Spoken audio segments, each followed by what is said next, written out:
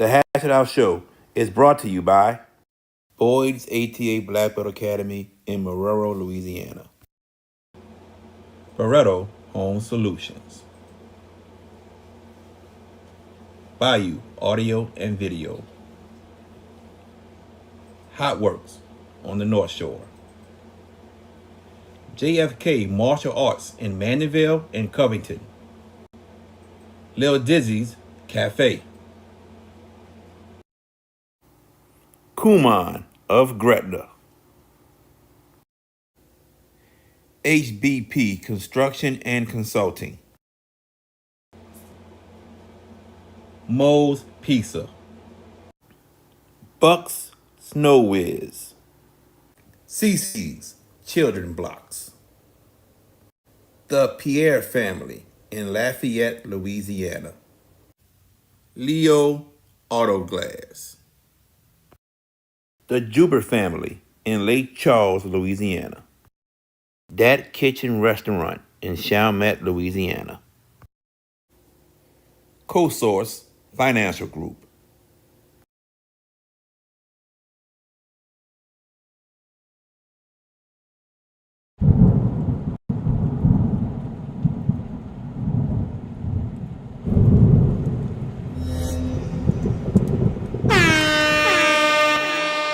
Hands up, hands up. If you winning and you don't give a fuck about a hater, tell them move. Move, move, move. Cause I'm winning, I'm winning, I'm winning. I'm winning, I'm winning, I'm winning. I'm winning, I'm winning, I'm winning. I'm winning, I'm winning, I'm winning. Hands up, hands up.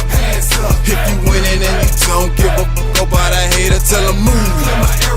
Move, move, move. Cause I'm winning, I'm winning, I'm winning. I'm winning, I'm winning, I'm winning.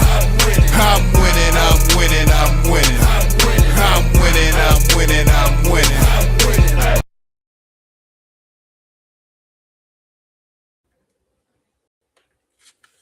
What's going on, everyone? Welcome to the Hash It Out Show.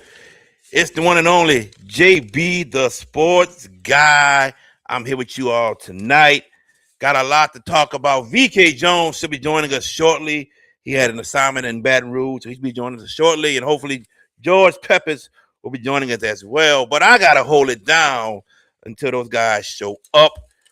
7:30, the head coach of the defending back-to-back Division III Select Basketball State Champions coach Mike McGuire is going to join us tonight on the show. And right after that, 8:05 p.m., the head coach of the Division II non-select boys basketball state champions, Coach Kirby Loupe, will join us at 8:05. But until then, we got a lot to talk about, and let's get into it. We're going to start with the recap of the boys' state championships, and I want to commend the LHSAA on putting on a fantastic show in Lake Charles once again.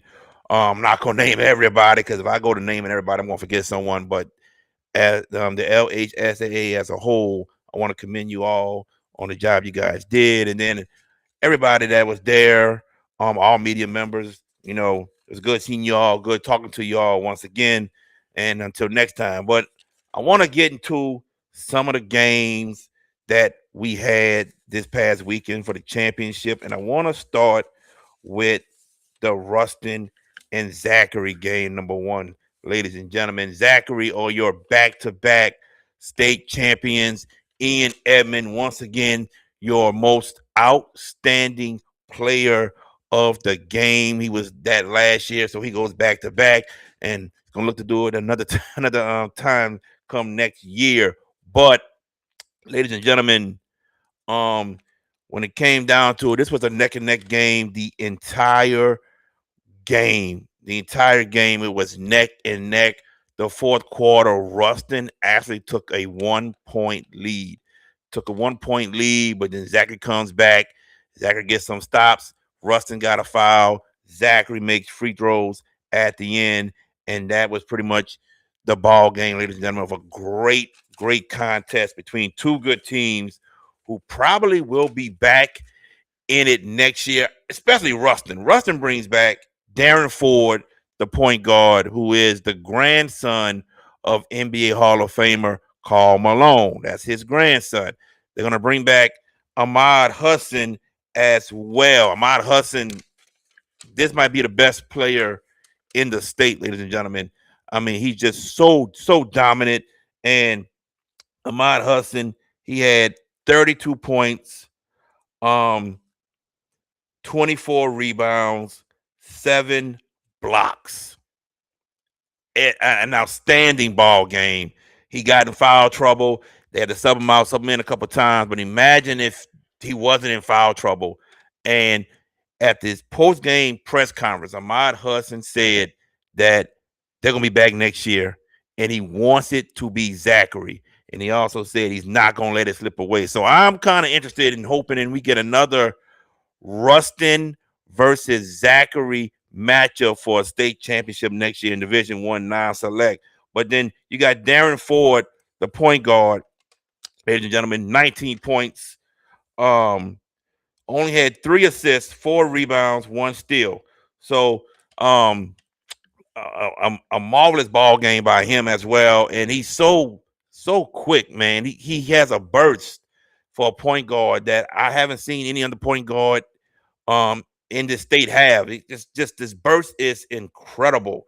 It's very incredible. But man, he had a good game as well. But like I said, it wasn't enough to defeat Zachary. Ian Eben, your MVP, 20 points, 1 assist, 3 rebounds. I'm sorry. You know, crucial times, crucial moments made from Ian Edmond. So rightfully deserving of the MVP was Ian Edmond, and Zachary goes back to back with state championships. And that is not easy to do, ladies and gentlemen. Zachary goes back to back. So did Country Day. And Lackassine, can't forget Lackassine. They went back to back as well. You know, that's not easy to do. To get to the championship game is hard, number one. To get there in back-to-back years and then win it back-to-back, that is hard to do. So you got to credit Zachary, the coaching staff, Coach McClinton, and all those guys for buying in and buying into his system and 4 state championships in 11 years. That's incredible. But Ian Edmond was the big-time player. Like I said, most outstanding player. Number 12, Kimmy had 12 points for Zachary. And Kristen Brooks as well, the senior, he had only 6 points. So, you know, Zachary is going to be loaded once again come next year, and we'll see what happens. But for Rustin to be bringing back Ahmad Hudson, Darren Ford, and even number 5, I don't know his first name, but his last name is Malcolm. And Coach McClinton spoke highly of Malcolm, saying if he plays on any other team in the state, he's probably the best player on the team. But he plays with Hudson and Ford. But Malcolm, you know, didn't have the type of night that he wanted. 1 of 10 from the field, only 7 points. So, you know, that's their big 3, and they're all coming back. So, with that being said, we're going to see what happens next year. Rustin, to me, would be my favorite in Division I non-select. Zachary's right there, but I would put Rustin number 1. But congratulations to Zachary on winning that state championship. Let's see what the chat talking about right quick. Keyshawn, thank you, my friend. I appreciate it. The one and only Elston. Let's go to Curtis and Edna Carr. And John Curtis wins 68-40. It was 32-9 at halftime. John Curtis. And I mean, you know, Edna Carr, credit them for the postseason that they had. Credit them, ladies and gentlemen. They got to the championship game, fell short, but credit them, Coach Howard and his staff, on the job they did once the regular season ended, getting these guys to believe, getting these guys motivated. And remember, Khalil Fisher got hurt in the quarterfinal game, and the team went on and won that game without him even playing anymore in that game. And then they defeated a good, talented Alexandria team. So credit Edna Carr for everything that they did I don't hear nobody saying that they shouldn't have got there. No, they got there. They got there. They deserve to be there. It's just the fact that John Curtis was the better team. I think John Curtis got off to a 9-0 run or 11-0 run to start the game, and it just kept going from there. It just kept going, man. And we're gonna have Coach Biko on the show with us tomorrow.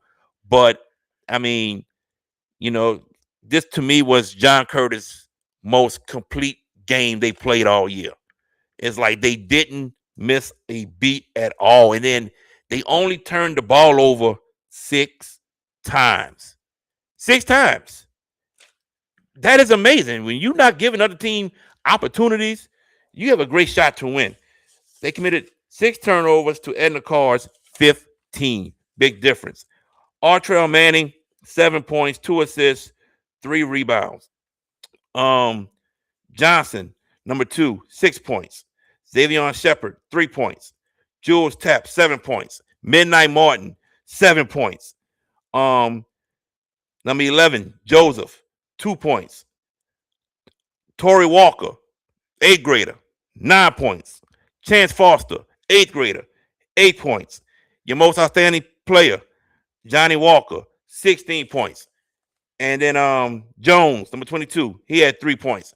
Pretty much the whole team contributed in some type of way or form. The whole team. And that's what I was saying earlier, why I picked John Curtis to win the state championship in Division I Select, because they had too much depth. Too much. It's too much. And you may be losing Midnight Martin or Trail Manning.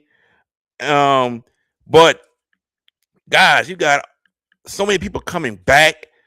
Torrey Walker gonna be a freshman. Chance Foster, a freshman. So many people coming back. And I mean, man, this is probably the team to beat next season. It's John Curtis.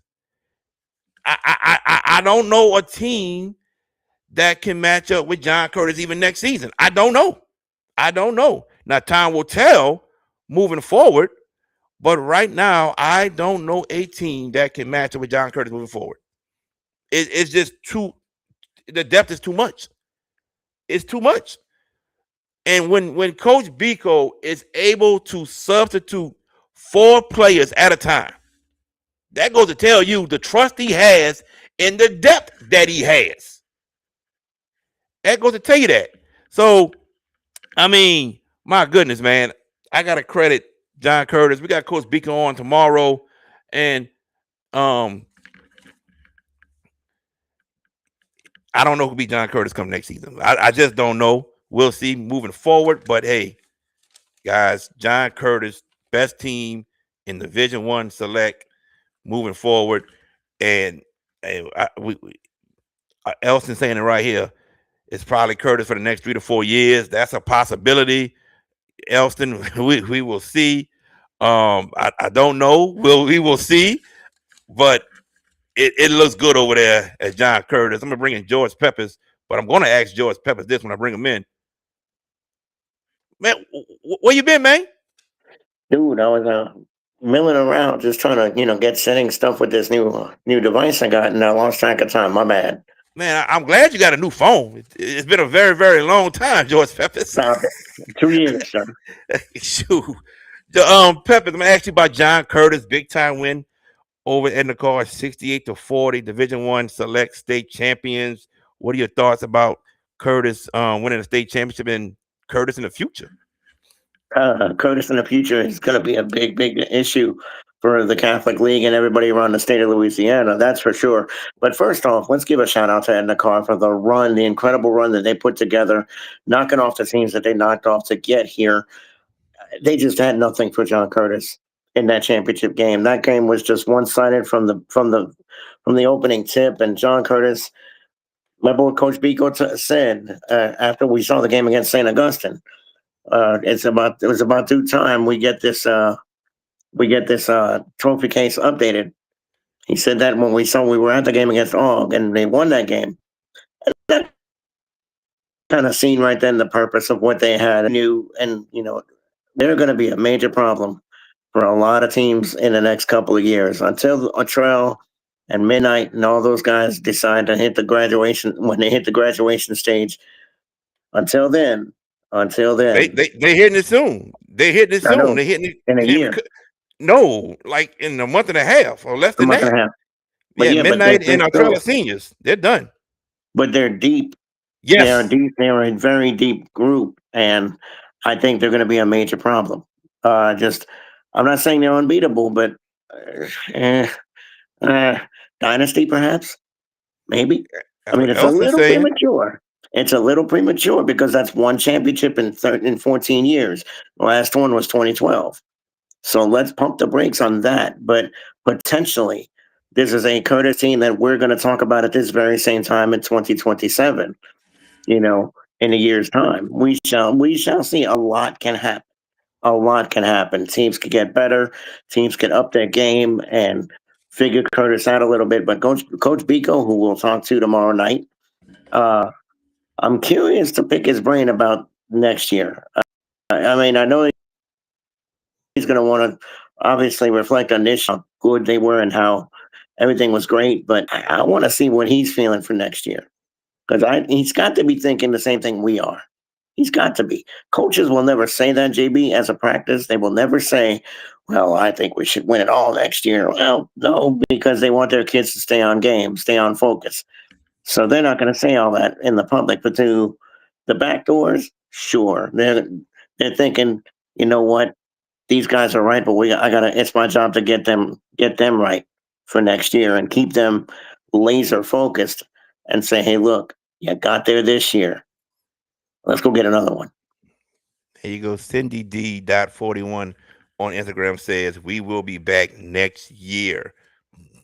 I mean, I just don't. I don't know who could beat them right now. Peppers. There might be somebody who could beat them in the playoffs. It might be, but we shall see. Huntington gave them a scare. A little Huntington bit. gave them a scare. They did. They And did. I don't know what they're bringing back, Huntington. They, So they bringing back some players. So Huntington gave them a scare, but Artrell Manning took over and got his team to Lake Charles, and they never looked back. Peppers. I want to move to Country Day and Calvary Baptist, a rematch of of last year's last year. state Mhm. championship. Um, I don't know if you saw the Country Day and Dunham game, but for the second year in a row, Country Buzzer Day beater. defeated Dunham with another game-winning shot. Yep. 2 years in a row, deja vu. But moving forward, Calvary Baptist had the lead at halftime, 22-17, and Hmm. then Country Day came out firing. They went on a little run, and Brennan White was named the most outstanding player. There were some people talking that said maybe Kellen Moore should have got it. No, not Kellen Moore, Kellen Brewer. And I was okay if Brewer would have got it because he had 5 assists, 3 blocks, 6 rebounds, 4 steals. But at crucial times, Brennan White showed up with crucial big time plays, big crucial moments to help Country Day win that ball game. We're talking made baskets, made 3 pointers. He came through for his team. Credit him. But your thoughts about Country Day going back to back?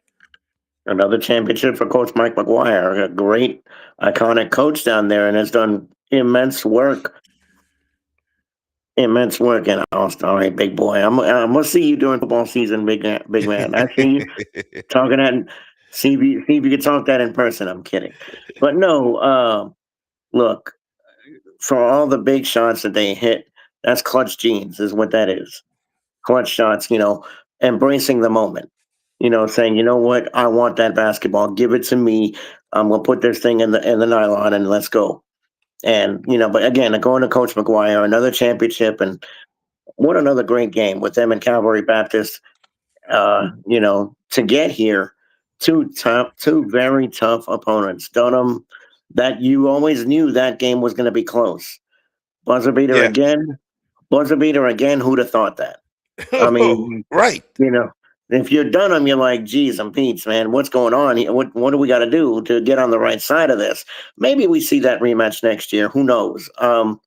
Maybe we will. Oh, Elijah is not going to be there, and he's not. He's not even the best player on Dunham's team. Oh, I think I don't I know. think he is their best player on that Yeah, basketball there's some team. arguments.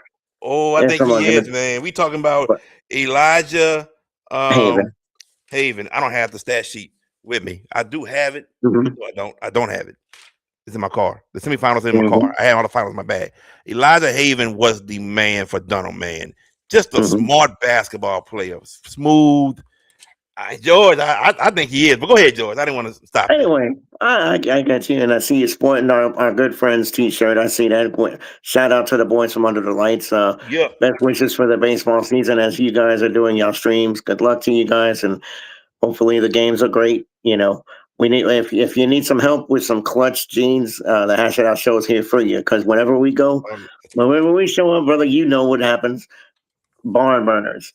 I don't know if it'll apply to the baseball diamond. If you saw the He's U.S. had game the other night, he's had huh? some already. He's had some. Yeah, I don't know if you saw the game the other night with the U.S. and the Dominican Republic. What a finish and crazy controversial strike. But regardless, but Country Day is going to be around for a while. Look, this division is going to be, Maybe they could be and Curtis, if I'm right? not Maybe they mistaken, could be Lafayette. Curtis.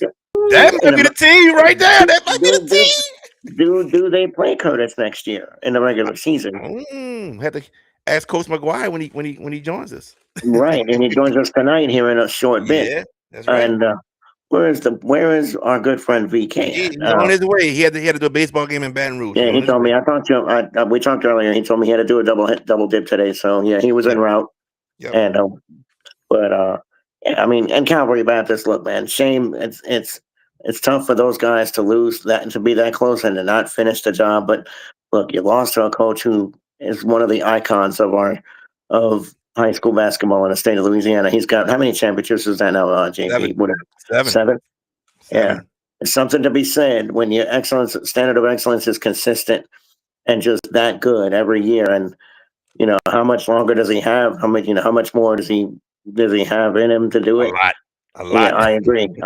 He's the Energizer Rabbit. I was going to answer my own question and say he's the Energizer Rabbit of high school basketball. And Country Day is going to be good for a very long time. They have been doing a couple of slight slippages and all, but they It look like happens. they're back on championship form now. 2 in a row. I I think mean, what is it? Back to back. I think. back to back, and Yep. you lose. I think you lose Brennan White and you lose Herm Dyson, but you still have um You Kellen know. Brewer coming back. You got Curtis McAllister. You got Reese Dilly. You got the Knight brothers. Hmm. Country Days in good hands. They are in good hands and gonna be a favorite again to win next season. But let's go to Calvary Baptist right quick. And I didn't know this until a coach said it in the press conference. They've been to the championship game 6 times, Peppers, and lost all 6. That Mm. surprised me because that is a great team in Calvary Baptist Hmm. that gets there pretty much a lot. To hear Yeah, that they've been to the championship 6 times and lost all of them, I was shocked, Peppers. that's yeah, that's yeah, I could go superlatives and say, hey, that's the Buffalo Bills or the Minnesota Vikings of prep high school boys basketball. But man, look, it seems like when they get to a championship, they run into buzzsaw type teams that maybe they're not quite there, but they're not enough there to score one of these championships. And look, there's going to be a championship with Calvary's name on it. I don't think there's any question, JB. There's going to be one. It's frustrating for those kids and for that alumni base and that group. But you know what, Calvary Baptist, keep your heads high. You guys have a title in your future very shortly. We shall see. There, but the interesting caveat is a team that didn't make it to to the top 28. Well, because they got knocked out of Lafayette Christian drops to Division 3 next year.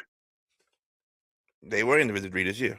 I mean, no, who's dropping them? Oh no, I'm thinking about somebody else. Never mind. I'm getting like VK here, getting absent minded. I'm kidding, but you know, yeah, and that was an interesting conversation. Let me say that he and I, but we'll share that off air. But yeah, there's another title there's a Calvary title We're going to be talking about the Cavaliers hoisting one of these trophies soon. I don't. 0-6 though. That just really you scratch your head and you're like, damn. As good as they've been, and there's not one championship with their name on it yet. That really just embodies like, wow, Yeah, it's crazy. shocking. It's shocking. Hmm. Um, I'll talk about Wasman and Bruley later on. We're gonna have Bruley coach joining us, but I want to get to the Class C game, which I think was the best game the entire state championship weekend. Gibbs, Gisblin, yeah, Gisblin Coleman defeating Pleasant Hill in overtime, 84 to 83, and the Avery Durham for Gisblin Coleman had 6 points in the first half. 6 points. The coach took him out the game before halftime. This dude erupted for 42 points in the second half and overtime combined. Your most outstanding player. Unbelievable. One of the best performances I've seen George Peppers. Arguably the game of the weekend of the week, excuse me, Yeah. in Lake Charles. Arguably the game of the week, and congratulations to Gibbs and Coleman for upping themselves and knocking off Pleasant Hill, a renowned program in that level, at that division. And the young man that you mentioned, 42 points in the second half alone. That's crazy good. That's basically saying, "Give me the rock. Let's go get. I'm gonna get you this ring." That's basically what happened here. He just said, "You know what? Let's not fiddle around. Let's go get it." And it took every bit of those points for them to get there, JB. It took every bit of those 40 something points for them to win with that margin of victory, 1 point. It took every bit of 42 points in that second half for him to get the job, for that team, Gibbsland Coleman, to get the job done. So I sang that 10 times. I'm gonna go to the 15 minutes times two guy. What's up, VK Jones? How you doing? Oh. I told him this on the phone. I told him this on the phone. He know I did. No, Oh, not you. man. I'm listen. I got. Let me tell you something. I got here in the 15-minute time, but then I gotta make sure I get the laptop out, setting up, making sure my daughter bed is all set, making sure she's straight. So I ain't gonna lie, adding all this stuff on there. I was right on getting home, but I had to all that added other stuff. So okay, that's why you got me on the 15 plus two. So you know, That's I tried. So it's it good. is what it is. Yes, indeed. Quickly, man, your thoughts about the Avery Durham and the Class C championship game because you saw it Amazing. in person too. Yes, performance of the week. Performance of the week outside of what Ahmad Hudson did on Saturday. I mean, those two were probably the two best performances I've seen all week long. I was looking at Yeah, I know that's the the best two Rusty you game. saw. I know. No, I was just saying because I was looking at the Rusty game Saturday night after I was coming from the daddy daughter dance, and I was like, wow, in a loss the performance he had. But Durham, it was amazing stuff. We know his cousin, uh, better known as Big Juicy. Big He Juicy. he he played he played a nice game, but this dude here took over, just took over the game. And I mean, it was amazing for him to do that, especially in a great game. And you look at it too, that he had to really carry him because of the fact Pleasant Hill came all the way back, even down the force overtime, and had a lead in overtime. So, man, big ups going to him. And I know he's got a good future. Not too many schools are looking at him. Some of them are looking at him, giving him opportunities. I think it's a possibility he might be signed with Centenary. So he might be getting an opportunity there. So that's big ups to him. And the Durham, the other Durham, the cousin himself, he's got some schools looking at him, so he's going to have to make a decision on where he's going to sign as well. You know, so it's going to be amazing. But I talked with a couple of people on Saturday about him, about Big Juicy. And the biggest thing we said was the fact that don't be surprised if a small program or a JUCO will try to not just have him play basketball, but try to get him on the football field because of his build himself, man. He kind of reminds me a little bit of Antonio Gates because he is a good basketball player, but he looked like he's the type that's gonna wreak havoc on the football field. Most definitely. We're gonna take a quick commercial break, and when we come back, the head coach of the back-to-back Division III Select State Champions, the Country Day Cajuns, Coach Mike McGuire, will join us right here on the Hash It Out Show. What's up, everybody? Me and VK Jones had to come to Little Dizzy's. Yeah, well, VK, man, wasted no time, and he loved the fried chicken and the dirty rice from Little Dizzy's. Look at what I had. Yes, indeed. Oh, y'all know I love candy yams. Oh, yeah.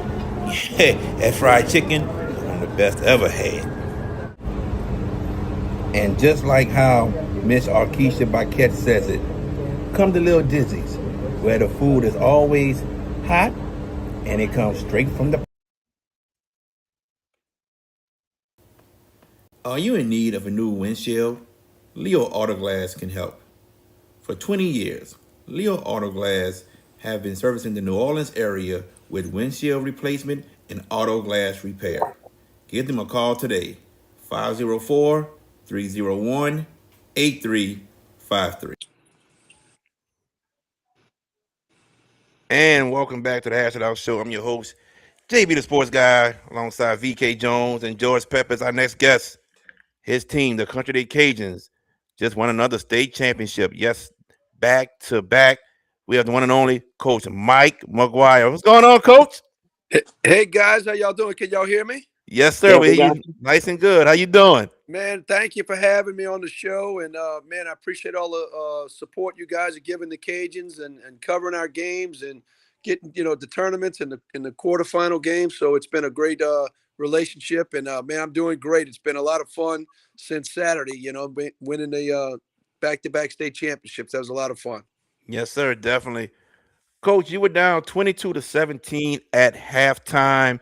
Calvary Baptist hit a 3-point shot to take that 5-point lead right at the buzzer at halftime. What was the message to your guys before coming out to start the second half?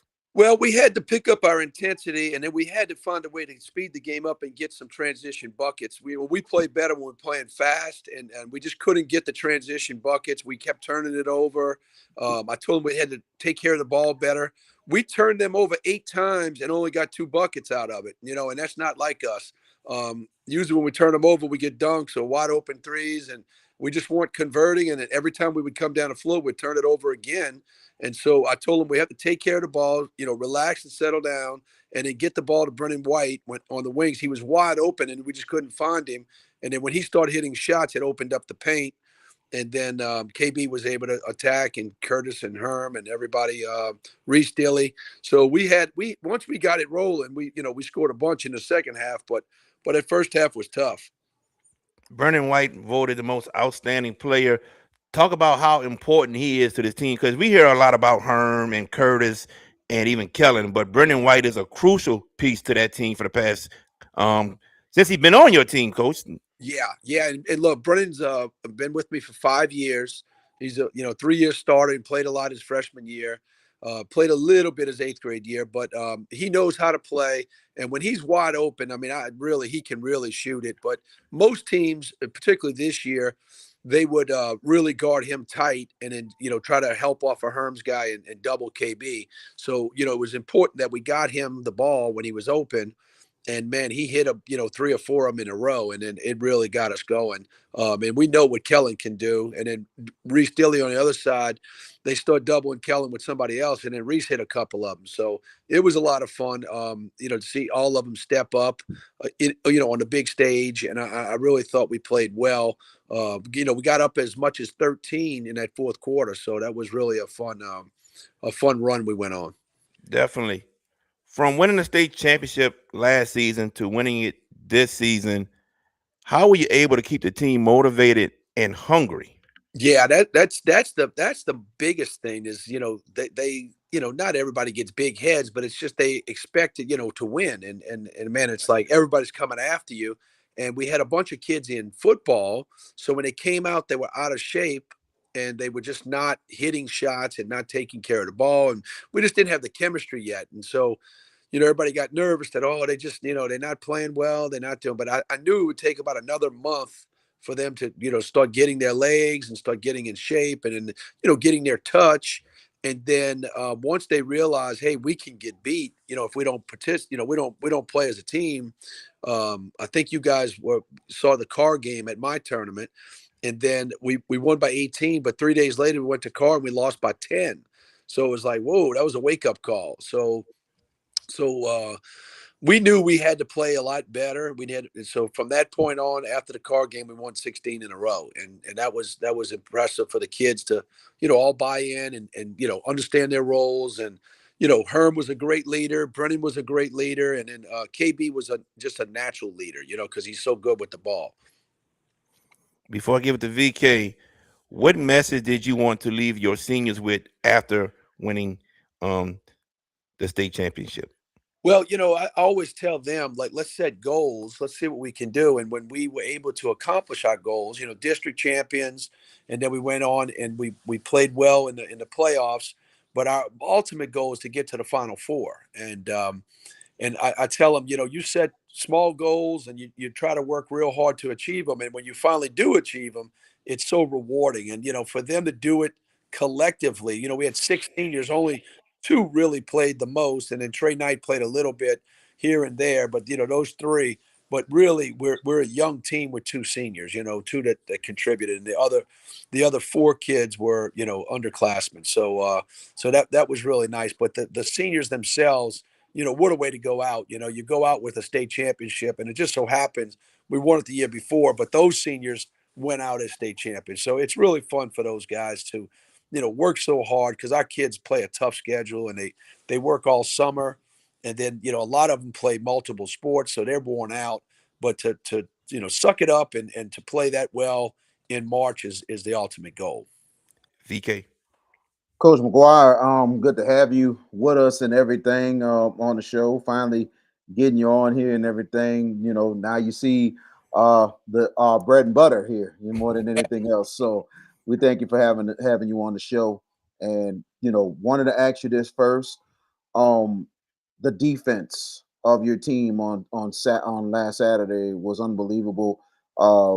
You had Tyrone Jameson still had 20 points, but you held down that supporting cast more than anything else. And that was a huge key because the supporting cast with Tyrone Jameson really gets Calvary going. And more than anything else, you guys defensively did a great job on everybody else. Jameson got his number, but everybody else didn't do too much. Yeah, that's a great point. One of our objectives is to, obviously guard the best player, make it tough on him. And look, he got 20 points, but it was on 22 shots. So we really did a great job on him as well.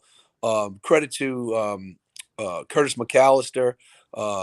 We had to put Reese Dilly on him, and then we also had Brennan White a little bit on him. So he had to work for his.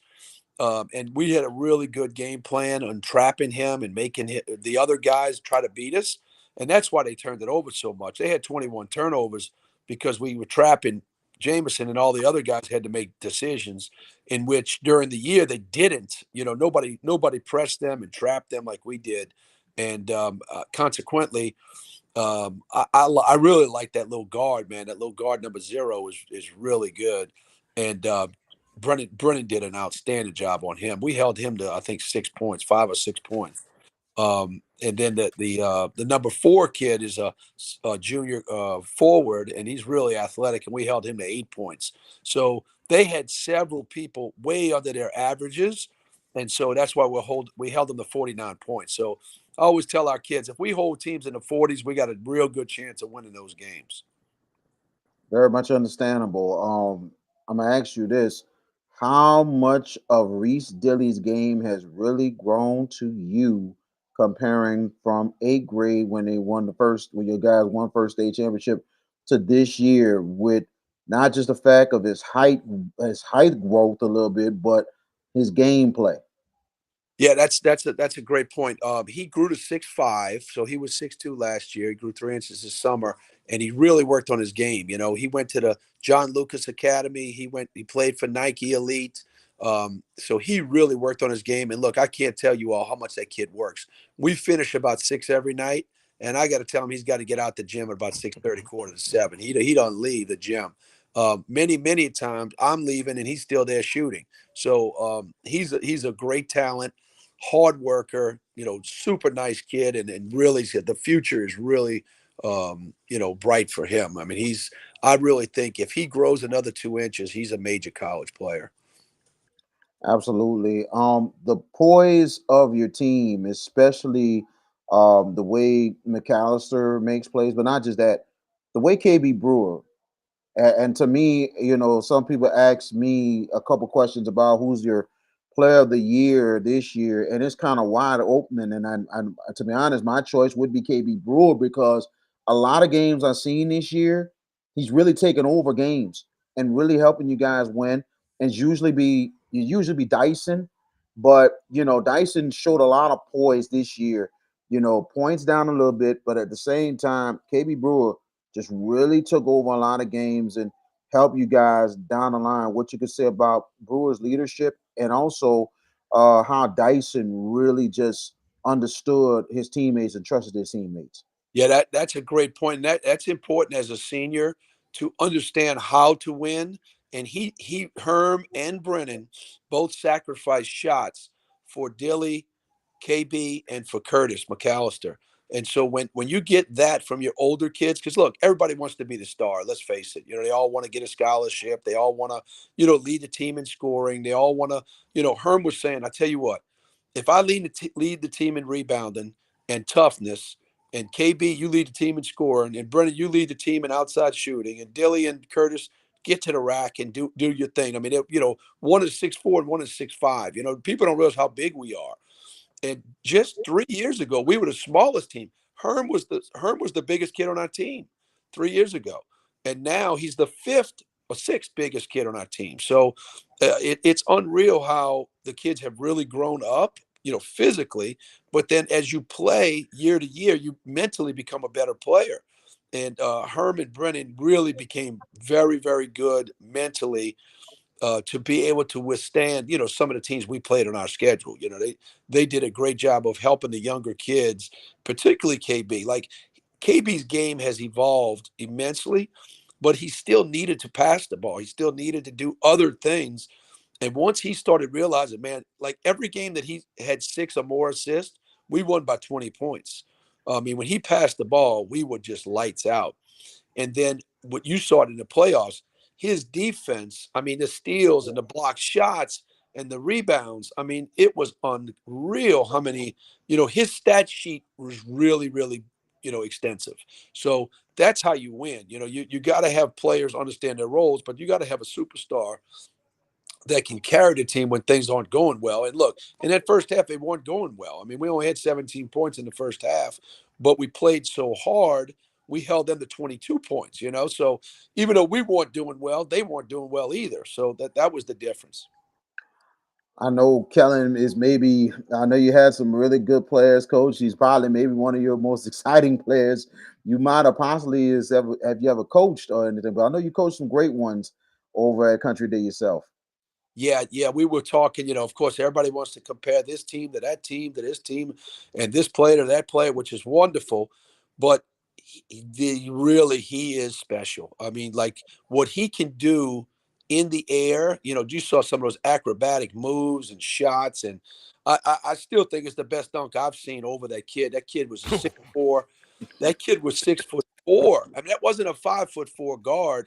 He jumped over a 6'4" kid, and he did charge. But man, I tell you, people didn't care that he charged. It was like, whoa, he made a statement. But he had several dunks. Y'all saw the ones in the playoffs. Yeah. When we were at home in that quarterfinal game, he may have had 6 dunks in that game. So the athleticism, and this is all from my best players that ever played for me. They said, Coach, we were good, but we weren't KB Brewer or Curtis McAllister. Curtis's vertical is just insane, and he's so long. Like I've had 6'9" kids that weren't as long as him, when they jump. I mean, he just keeps elevating up in the air, and his arms you saw that dunk he had. Wow. And that was, that's when the game was on a line. We were down 4 points, and he dunks it to make it 2. But if he misses that dunk, we're done. The game's over. So he's got tremendous heart. I mean, his motor was really really high that particular day. But Kellen's is a killer. We call him he's a killer. He's like Shea Gildress. I mean, he's going to tear you up. He ain't just there to play the game. He's there to beat you bad. So we were excited about having him step up so much. And look, if he grows another 2 inches, like I said about Dilly, um, you will be hearing a lot about KB in the future. Absolutely. And the one thing I did like a lot from your team this year, especially looking at Dyson and KB and then KB and Dilly, the two-man game more than Yeah, anything else. Me and Jay, we talked about it during the broadcast. The two-man game, as how both of the players just connect with one another, as in they look for one another, they find a good pass, pick for one another, pick and roll and stuff like that. And it's something I think you practiced a lot, and it's really executing that we call the two-man game. yeah, no, and obviously you pick up a lot of stuff from the NBA guys, and if you can isolate the floor and get those two on one side of the floor, and those other three great players we have on the other side of the floor, you can't help off. I mean, that's what killed Dunham. Dunham couldn't help off because if you leave running open, he's going to hit a shot. If you don't guard Herm, he's going to dive to the basket. And then, obviously Curtis, if you don't keep an eye on Curtis, he started the game out with it, which should have been a dunk. He laid it in, but it could have easily been a slot cut. KB sees him, and we get an easy bucket. So we were tough to guard. I will say that. But when you're right, when we go to a two, lost you. Coach Oh, Years? we got you. Yeah, you're back. I'm Yeah. back. I lost you for a second, but when we go to that two game with KB and Herm or KB and Reese, and Curtis is on the weak side, boy, it's exciting to watch. Absolutely. Last question. I'm gonna pass it to George Peppers. This is, I believe, and I'm hopefully, if I'm right on at the press conference, second, second back to back for you, Coach. Yeah, in 13 and 14, in 2013 and 2014, we actually had a very young team and we won. We were up in Monroe and we beat a really good Arcadia team. Arcadia was number one Yes. state, and we beat them in Monroe, which is like in their backyard. Mhm. And man, when I tell you that was an exciting game. And then the next year in 14, Michael Corciani Michael was the most valuable player of that game as a freshman. And the next year we were in Lake Charles in 2014, and we beat a Madison Prep team that we had no business beating. I mean, they were lights out. They had the Sampson kid. Yes. Yeah, Remember that. they had like three Division Ones on that team. That may have been the best team that we've ever beaten. And then we beat Dunham in 19 when they had three or four, they had three or four really good players. Um, Jordan Wright was one of them. yeah, Jordan Wright played at Vanderbilt and then went to LSU, but they had some other really good players.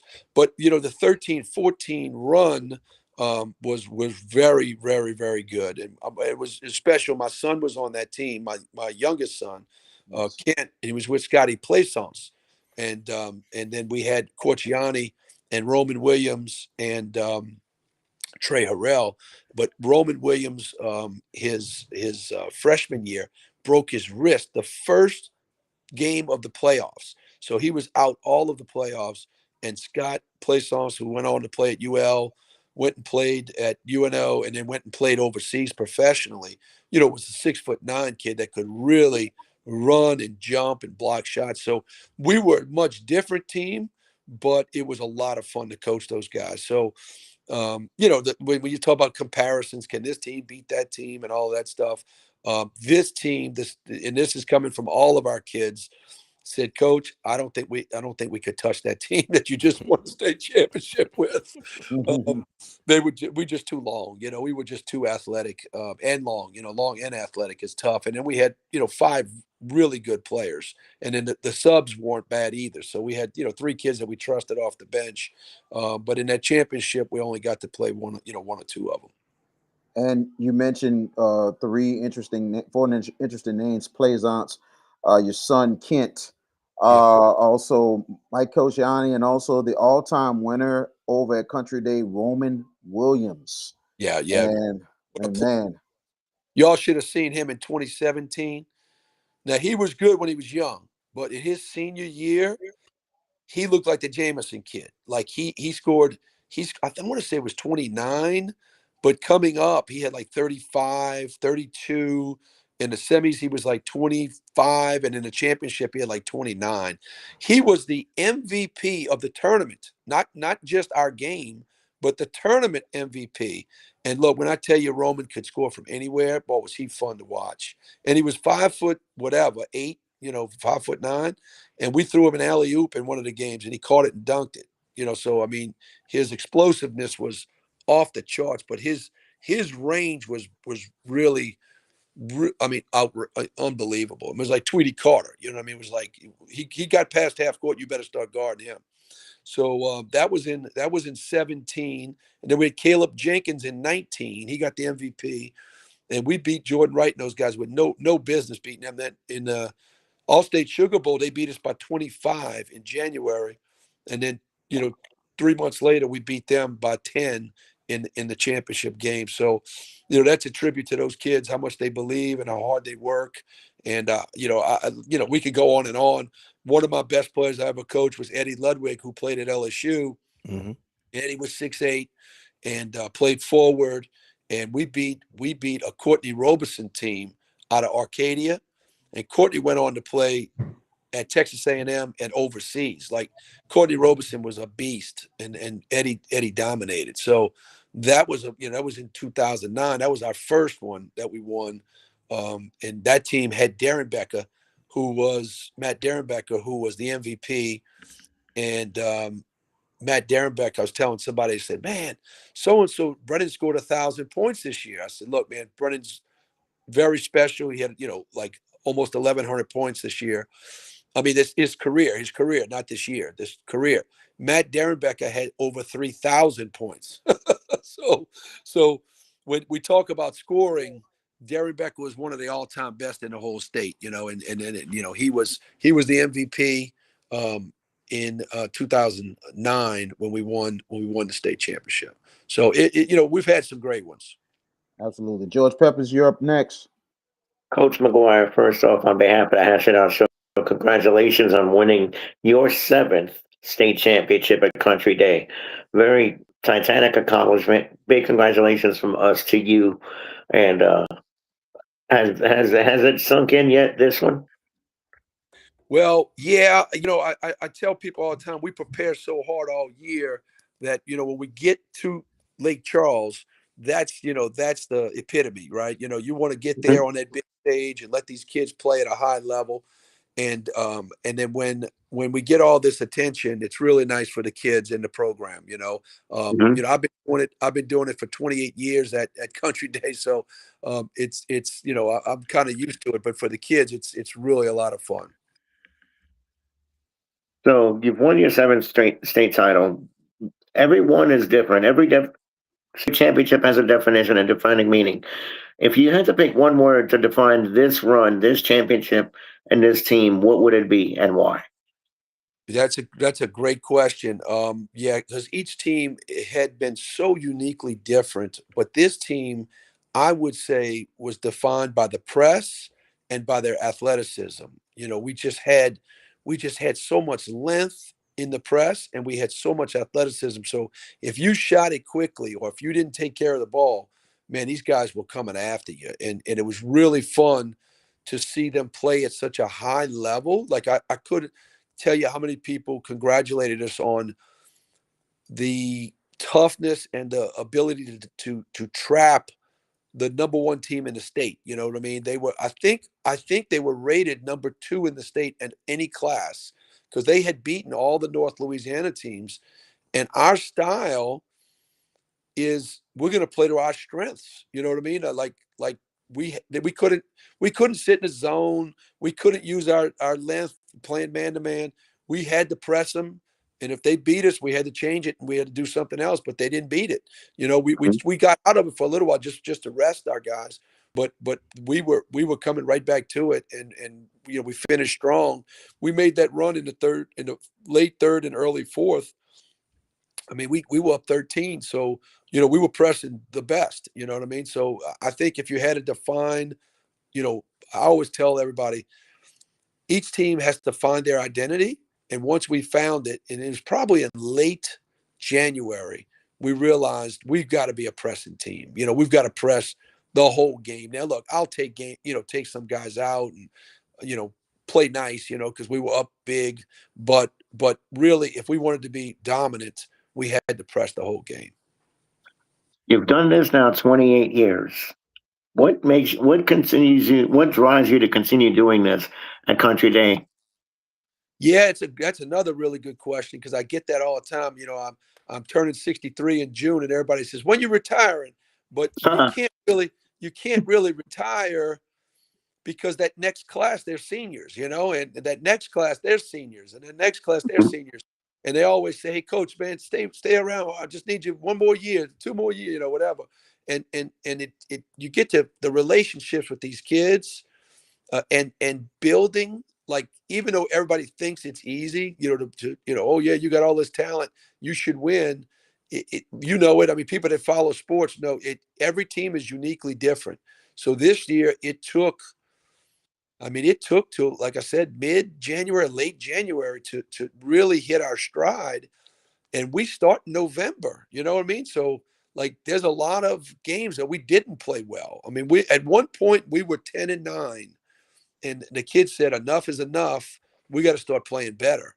And when we started playing better, we hit that peak where we were like, hey, we're staying up here. We don't want to go back down. So I guess to answer your question, it's really fun.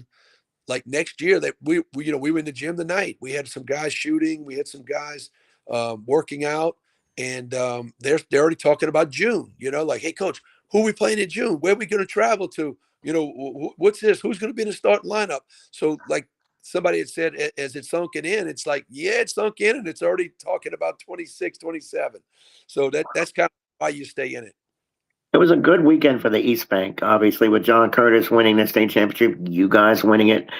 Have you, and I don't have your schedule in front of me for this year. I don't know if you've played them, but have you given thought to playing Coach Biko and those guys next season? Yeah, and they're in our tournament. Every year we have a big tournament. They're in it, and then we are in the Sophie B. Wright tournament, and they're in that one as well. And that's where they got us Okay. this year. And we used to end our season when Coach Kreitcher and Coach Bill Lewitt were there. We would end our season playing John Curtis. So we had standing one game, even though if we played them during the year, we'd still end our season. Because I always told my guys, I don't care what the score is. When you play John Curtis, if you can play with John Curtis, you have a chance to win a state championship. And we would have some great games. But when Biko got there, they got the district, they got a tougher district. He just felt like, man, coach, let's play during the year in tournaments and stuff. And he comes to my stuff, and we play him in the summertime in the team camps and that kind of thing. But yeah, I would love to have them on a schedule every year because you guys know we play all the top teams, and it's really fun for our kids. So yeah, to answer your question, and we have St. Aug next year. He wants to play us. Rubble wants to play us. We play in the Jesuit tournament every year. So we're going to play all the 5As that we can to get this team ready for March. That look, during the year it doesn't matter. In March it does matter. So that's our motto. Yeah, and March is where the bread and butter happens, right? Yeah. Winning championships. That's at the end of the day. But that's the thing I admire about you. You're not afraid to schedule tough in a school like Country Day that it's not heavily populated, and you guys can go out there and schedule these juggernauts, some of them, heavyweights, and just find out how good you guys are. To me, that's an admirable trait. Keep doing it, and it's so encouraging to watch. Another a statistic JB and I talked about, and I know you beat this team, but Calvary Baptist has had a great program for years, and they have not won a state title in 6 attempts. That was absolutely shocking to us both. Just wanted you to give your thoughts, and what would you tell those kids? Um, oh, we lost them. Yeah, we lost Maybe coach. we did. I was about to wrap. Oh, Coach. up. He's Let's see if we can get coach back up in here. hmm We did lose him for a second, Coach Mike McGuire. Well, you do, but boy, 63 and he's still kicking like that, JB. And man, the standard of excellence is just palpable for that school, and they just are so good every year. All right, hold on one Um, second. Hold on one second, gotcha, DP. gotcha, Okay. baby. All right. Okay, I can hear you. I can hear you now. Sorry, we lost each You're other. good, coach. You good, Okay, coach? All right. So a all right. Calvary. So tell me the question one Yeah, I more was time. mentioning that one of the okay. The thing I was mentioning is that they've been to a championship 6 times and have not won it. Yeah. Crazy number. If you would, what would you say to those kids as a coach who has done this a lot? What would you say to those kids? No, that's another really good question because one of the things was in the broadcast is that they've been there, they got to find a way to get over the hump and this, that, and the other, and you were talking about it earlier. Next year their team's going to be better. They're going to be a lot better. Jameson's going to be a senior. The other kid 4 is going to be a senior. 0 is going to be a senior, and they're going to be better. But we're going to be better too. So what happens with those teams? And look, believe me, when I first started coaching, this is what happened to me. We had to play Southern Lab every year. We had to play Dunham every year. We had to play, all of these teams that are White Castle was in our division. And so I would tell our kids, if you want to beat the best during the year, you have to take it serious and you have to play the best. And so that's when we started scheduling, not just 1 or 2 tough games, but we schedule 15 tough games. And so when we get to the tournament, and when you get there to the tournament, it's anybody's game. It's a neutral court. It's really tough basketball. Like Calvary and Dunham were 2 of the top teams in the whole state, any level. So they have to get used to playing at that elevated level and perform on a big court. You have to learn from those losses. And look, we lost. We used to have to play a team called Christian Life Academy, and they Mm-hmm. Mm. had pros on their team. They didn't just have college players; they had pros. So when we lost to them, y'all remember the name Josh White? Josh White Mhm. was a phenomenal player. They had what's his name? He plays with the Knicks. I mean, they had some players. I mean, really good players. And so we just said, hey, when they graduate, it's our turn. When we if we can put it all together, we can beat anybody. And let's just keep getting better every summer and every year. And look, you never know. I mean, look, if we were so fortunate to get by Dunham, because had we not beaten Dunham, I think Calvary beats Dunham. I think they were just deeper, but our style of play is different, and so they just that it was that day was our night, and we really played well. So anything's possible when you get there. But I would tell them, hey, there's a lot of teams that wish they were there. I mean, it hurts to lose in the finals, but man, you keep getting there, you got a chance to win. Um, the other teams don't have a chance to win; they can't get there. Last question from me. Lake Charles has done a fabulous job with this tournament, with March Madness. Give us your thoughts of how hospitable they've been to you over the years, and just really extol their virtues about Lake Charles and about the arena and about the people that put this tournament together, March Madness. Talk about that. Yeah, and each year, I know y'all have been going for a long time as I have, and each year has gotten better. I mean, they have really done a good job. I thought the production, the lights and the sound and the music and the bands and they're allowing the bands in, the cheerleaders. The court is very intimate. I mean, the fans are right on top of you. I think they've done an outstanding job, and our team host couldn't have been nicer. I mean, they do a very nice job of showing you around the city and making sure you got everything you need. So I really enjoy going to Lake Charles. I think it's a long way for our fans, but for the team's experience, it's very nice. Coach Mike McGuire, once again, we want to tell you congratulations on winning another state championship. And when the season starts, we'll be talking to you again, Coach. Man, look, I love where y'all cover, high school sports and have the, kids on. I've seen you guys show before. Y'all do a great job with high school sports and, of course, all the other sports as well. But that I'm a high school coach, it's nice to have people that understand that, we put in a lot of work too. And we're appreciative of all you guys, y'all's time and what y'all do for us. Definitely, Thank you. coach. Definitely, coach. Thank you, coach. Appreciate you joining us tonight. All right. Y'all have a good one. Thank you. Yes, Thank you, sir. coach. All right. Congrats. That is Coach Mike McGuire, the head coach of the Country Day Cajuns. And guys, we're gonna keep it moving. Our next guest, his squad, the Brusly Panthers, won their first basketball state championship in 42 years. We have their head coach, the one and only Coach Kirby Loupe. What's going on, Coach? How you doing? How y'all doing, guys? Thank you so much for having me. Look, I'm sitting at the Hilton downtown New Orleans. I'm in y'all area tonight. My wife works at our school board. She's a supervisor, and she's at a conference. So, I figured if I was going to talk, I'd have better service right across the river. There you go. Most definitely, Coach. Coach, let's get into it. Last year in the semis, we know what happened. You got hit with a technical. To this day, and we talked about it on the show last year. I said, I don't know what Coach Loupe did, but I don't think he did anything to deserve a technical foul.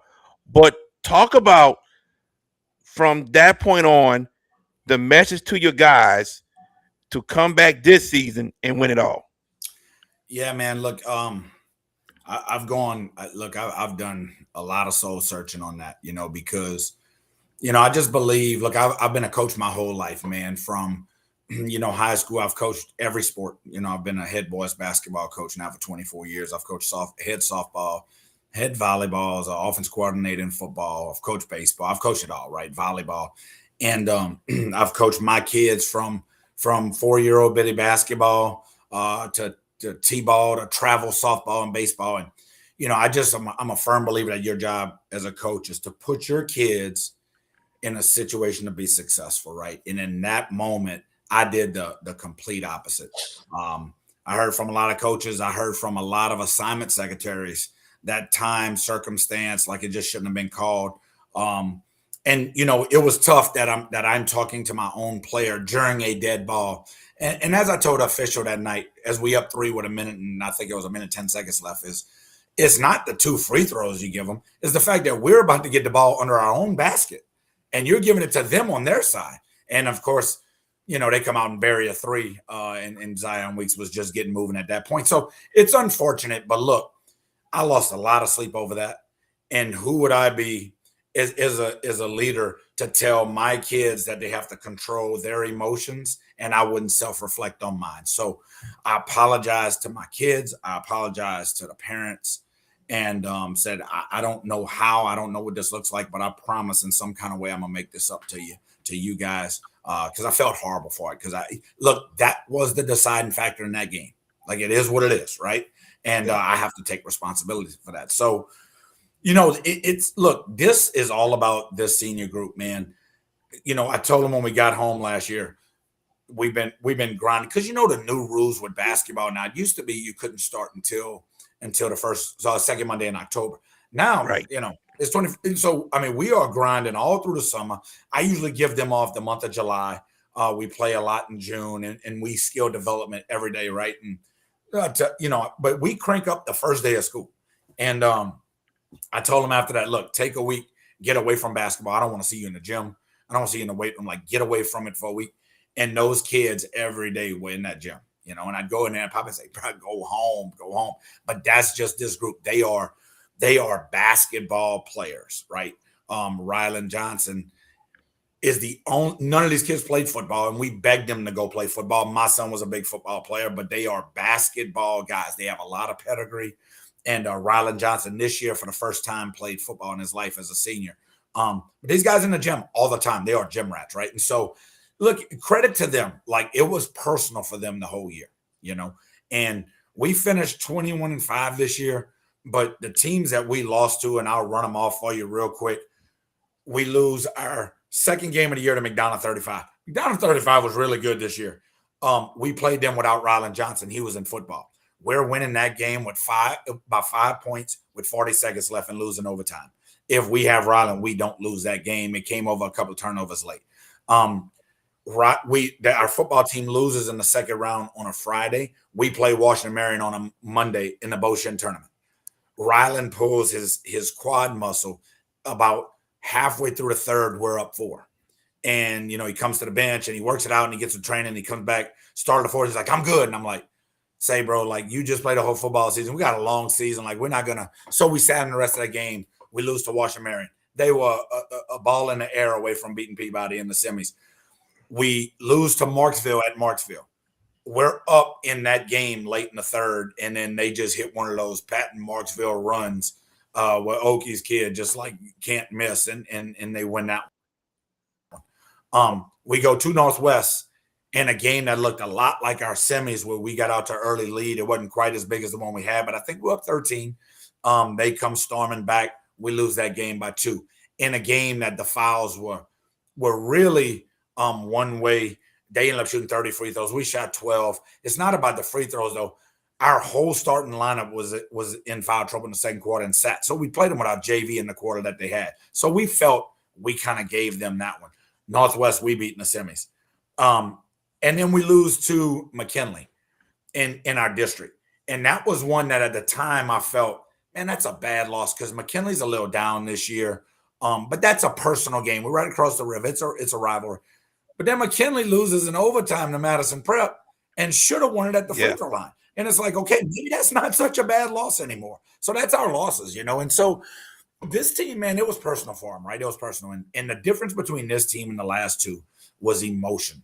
We talk all the time. Like we have it written everywhere in our locker room. We have it in our film room where we watch film and where we go in at halftime. Toughness. And we define toughness. Like it's not just physical toughness, right? It's mental toughness. It's emotional toughness, right? And our emotions, we have some real emotional guys on this team.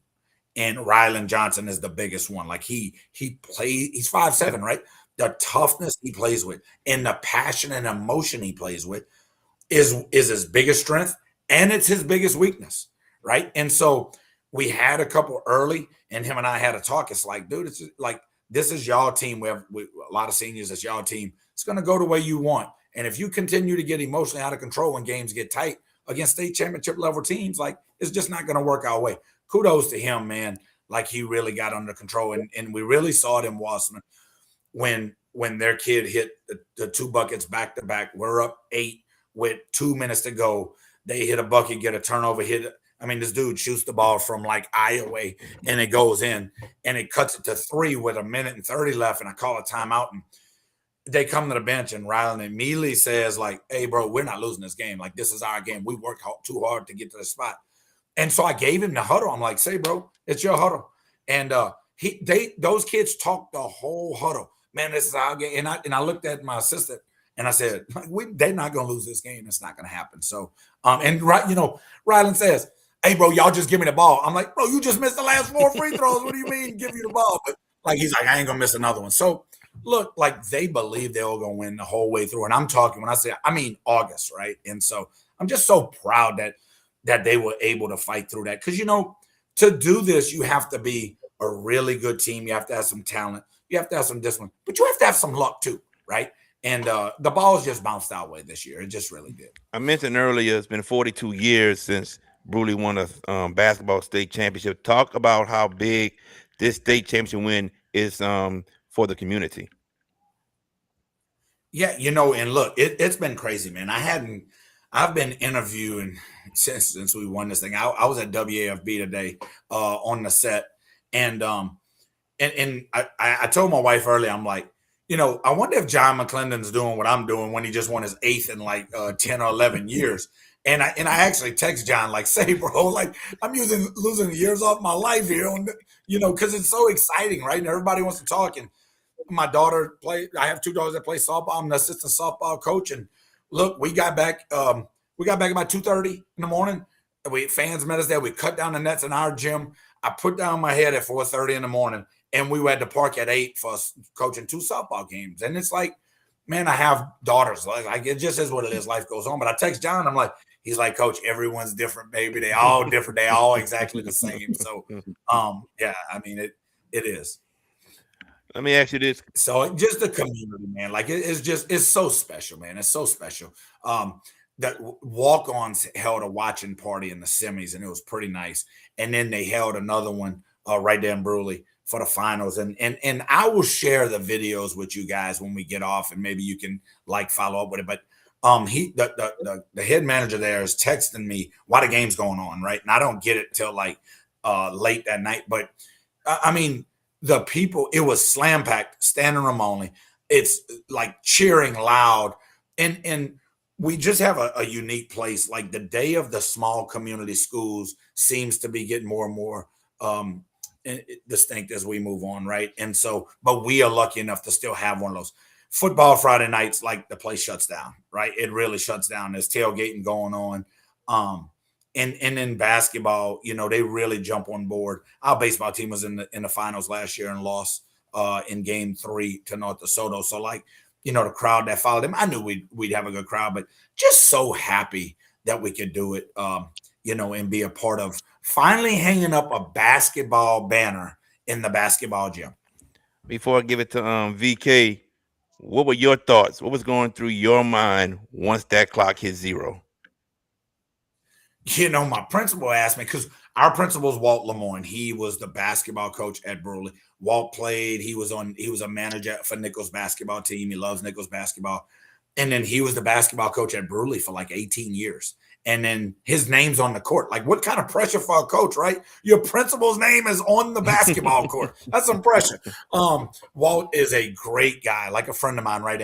And he asked me this the other day, Coach, I just have to know. And my wife fusses me all the time. She's like, and dude, you up 10 and there's only like 5 seconds left. Could you please just relax and chill out?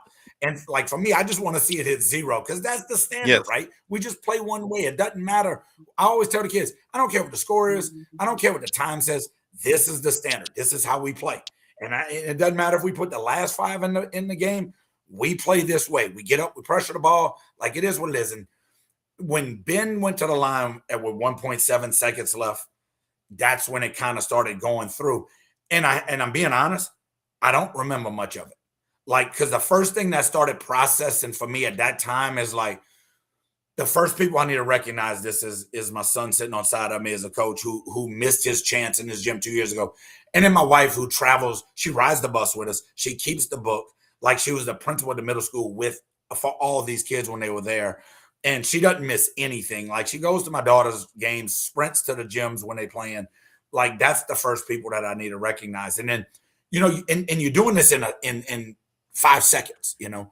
And when that clock hits 0, I don't remember much. I really don't for that part. It just happens so quick and so many emotions, you know. And look, is that trophy, you know, it's a piece of wood, man. It's really another game. And I'm not naive enough to say that it's just a regular game because it's not. It's a huge game. But in the game of life, it really is another game, right? That trophy represents, for me, the tears, the headaches, the negative social media posts that my family has to hear, the positive things that my family are proud of. My daughter getting plastered all over the TV that has a sign that says, "My dad's Kirby Loupe," you know, and that brings tears to my eyes, and they showing it all. Like it meant as much to my family and my kids, and they were as proud as it did to me. It represents more than a game, than one win of a game. It represents, for me, 24 years of just pride in all the kids that we've coached. I've texted so many of my players over the last 2 days and said, you know, what I wouldn't give for y'all to be in that moment and experience that. But I just hope y'all understand that y'all as big a part as this as these kids are, because y'all the ones that poured the concrete to lay the foundation, you know. Coach Loupe, man, it's good to finally have you on and everything. And like I said, we met a couple years ago. You speak about fatherhood and stuff like that. You know, you mentioned about going to a softball game. I had to leave my compadre Saturday after the first championship game, and I had to get back home. And it was like, some people, what you leaving that soon, VK? I said, yeah, I have a daddy-daughter dance to go to, so I had to get back to my daughter. So I have a 7-year-old, and I got home and we went to the dance, enjoyed it, and I popped out and watched the championship game after the thing was over. But you know, I definitely understand how it is to be a family person, especially as a parent. So, I had to. Hey, and V, look, Yes. good on you, brother. Like I'm proud of you for that because you know what? We talk a lot of life with our basketball team, and and I tell them all the time, man, like, brother, this is basketball, dude. Like, this is gonna end really quick for some of you. Some of you will be 4 years. Some of them may go play, a year or two at JUCO or post grad. Some may play a couple of college years, but like everybody in here is gonna be a father, a husband, a citizen. It's something where you just being a good person and everything I tell them all the time, man, if you get a little bit about basketball from us, that'll be awesome. But if you get a lot about life, like we're trying to teach life because, all my kids played high level sports all the way through. And the things that are taught through sports, the discipline, the being attentive and showing up and fighting through adversity. Like there's so many life skills that go through it. And good on you, brother, that you put your family first. Because look, I told my wife, I said, if we would have lost that game, there would have been about 6 people that would have been giving me hugs. It would have been my wife and 5 kids, So that's who you need to recognize first as well. So great on you, man. I'm proud of you. Yeah, and it's amazing. I had to do that, and had to go to Baton Rouge and go do some baseball, some college baseball with BRCC, and come back. So my daughter understands. She's been to a couple of baseball games, and she understands what daddy does, man. So, but I know my child comes Yeah. first before anything, and my cohort right here, my partner, always commends me on me doing all I can to take care of my kid, and I am a single parent as well. So, her mother was gone almost 3 years. So it's been good. It's been tough, but God is good and everything. But I commend you because when you brought your whole family to the press conference, that really warmed my heart. And it just more than anything else, even meeting you 3 years ago, I'm like, this dude gets it. This dude really gets it. Yeah. And the last 2 years, it's been it's been heartbreaking for me because you pour so much into these kids and we were so close, and for them not to experience it.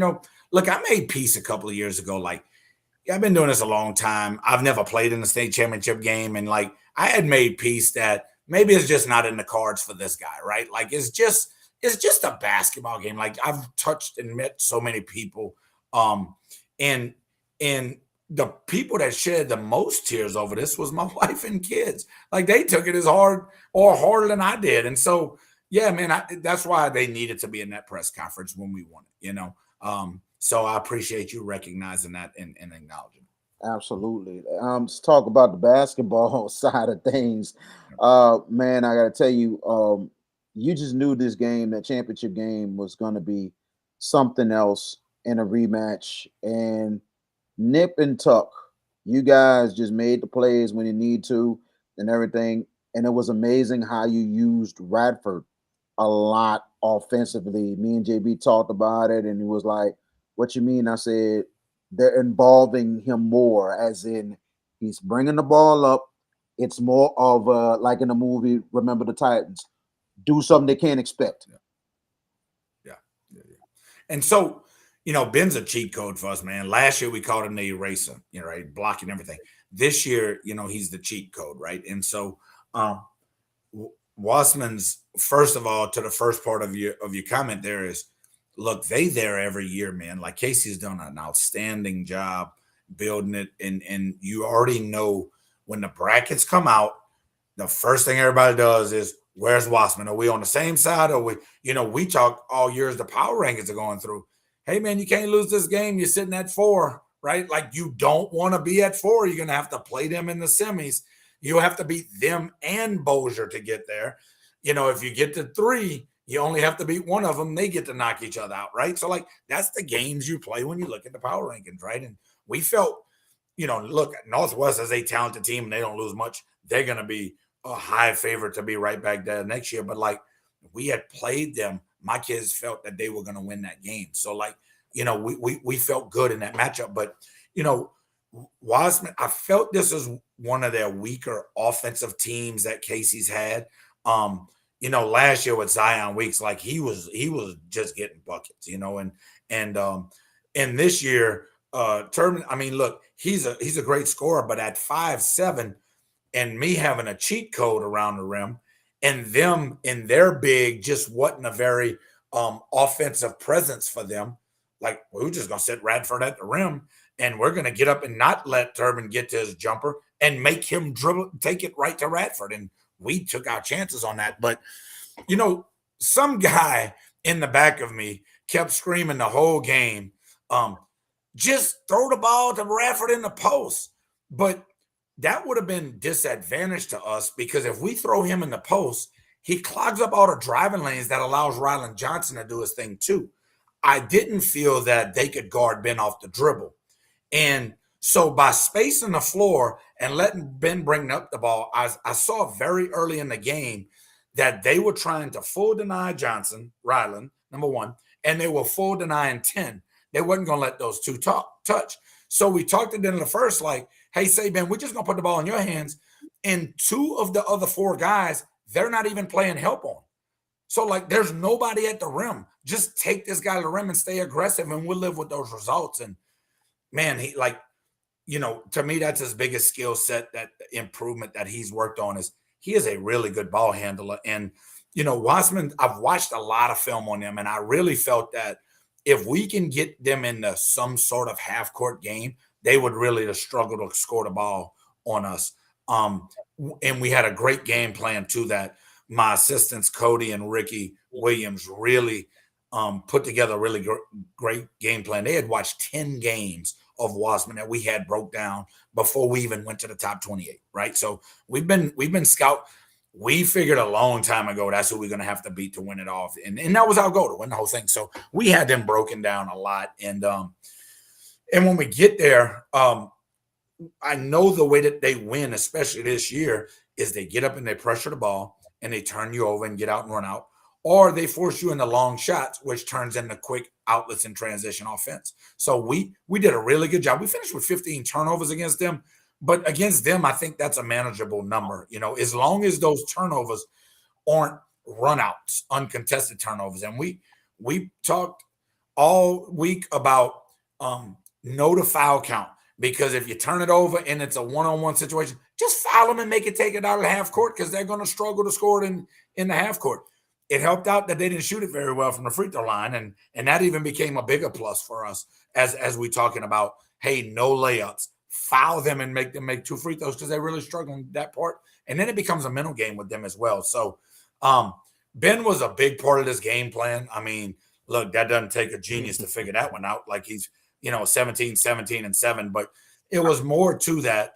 It was bringing him away from the post so that we can open up driving lanes for Micah Bryant, number 10, and Ryland, and he's not clogging up the lane, because we felt comfortable with Ben working his game from the high post or from the perimeter. Absolutely. And you talking about thinking ahead more than anything else. You kind of remind me a little bit of Wade Mason of St. Augustine last season, that he kind of did kind of similar what you're talking about, kind of thought ahead, because he knew down the line that he would face Liberty down the line in the playoffs. And then when he faced them, St. Aug was just so prepared, and the game was so tight, and St. Aug wound up winning that semifinal to go on to win the state championship. Yeah. So we had Bozier and Wasserman broken down all year. We started right after Christmas, and we picked, I think it was 8 to 10 games on both. And we tried to pick games that the opponent resembled a lot of the way we played. And, I felt really good after the quarterfinals when we played Sterlington.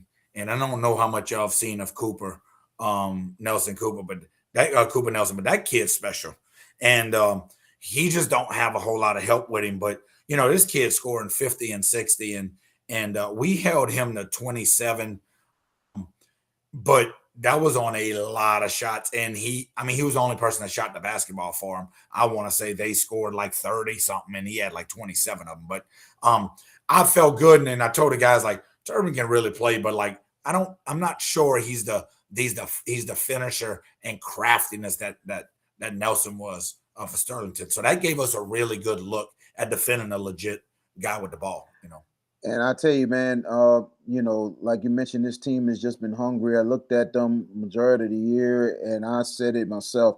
I said this Bruley team is really, really hungry. They really want it this year, and been seeing some great Bruley teams the last couple of years. This year, I think out of the three, this is probably the best one. Even though they won the state championship, is the fact we seen some good ones. This Bruley team had a killer instinct in them that I seen in those two, but this team was like, man, we're here to go get it, and you're just in the way.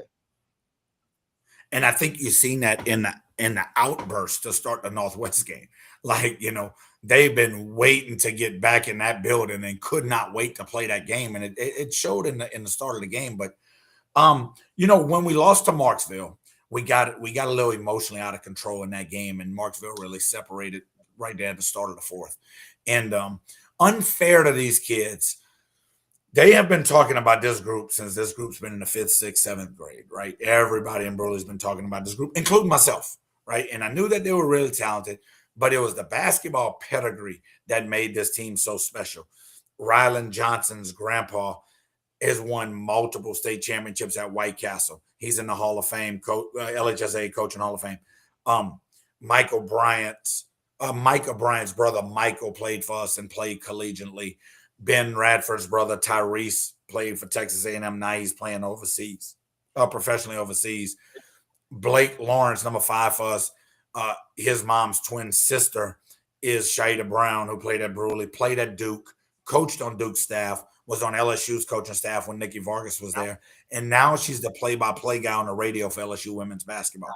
We have basketball pedigree. Kids that have been in the gym at high levels watching basketball their whole life. And that matters. That matters, And so everybody's been talking about this group. And when we lost to Marksville, I pulled them in just the seniors. And I said, look, guys, this doesn't matter to me. I've been doing this a long time, and I've never won one. So this is y'all team. This is your team. And unfair to you, you're either going to be the greatest team in the history of Bruley basketball, or you're going to be the biggest disappointment. And that's a really tough set of standards. So y'all have to decide where you want this to go. And look, I'm going to leave y'all, and I'm going to go sit in my office. And I just want y'all to kind of talk about the pressure of that. And you do one of two things. You either meet that head on and accept it, or you shy away from it, right? And find excuses. And so I go sit in my office, and I'm doing whatever. And I'm like, man, these kids have been in here an hour. Like, what is going on? Like, and so finally they come out, and I'm like, so y'all good? Yeah, we good. Well, what y'all talk about? I mean, coach, nothing really. What do you mean nothing? Y'all been in there for an hour. So like, that's how close they are. They kept that in that room. And man, they just, from that point on, you could just see a different team. They were always talented, but to your point, V, it became personal for them. It became personal. Very much agree. And you talk about Coach Johnson. Like I said, I've been in the business 20 years, at least 16, 17 covering prep sports. And I remember Coach Johnson at White Castle a couple of times, legendary in itself. And I still never forget the time when I covered that game between White Castle and Southern Lab. And at the time, White Castle could not beat Southern Lab to save their life. And all of a sudden, and it was in Lafayette, it was a close game, and White Castle finally did it. Finally beat Southern Lab to win the state championship. And the time when the game was over, Coach Johnson leaves the arena. And I was like, what happened to Coach? And all of a sudden, the assistant steps in. He says, well, Coach Johnson has an engagement. His daughter is getting married today.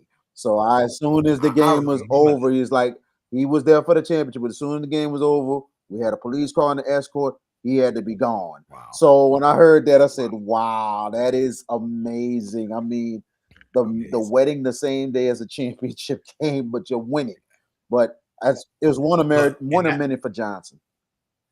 Yeah, and look, that again, blessed that I can have him come talk to our team periodically. And he comes in there and he has 2 handful of rings, and they so big he can't even, his fingers are wide open. And I'm like, Coach, you need some help, baby. Like, we got some strong dudes in here if you need help carrying these things. I'm like, man, just one. Let's see what it looks like, So he was the first person when we walked outside after we finished all the press, walked outside. He was waiting right there, and he said, "Well, coach, man, that monkey done took a jump." I said, "Yeah, baby, I appreciate you, coach. I appreciate you, my guy." Absolutely. I'm gonna ask you this last question, and we'll have JB to close it out.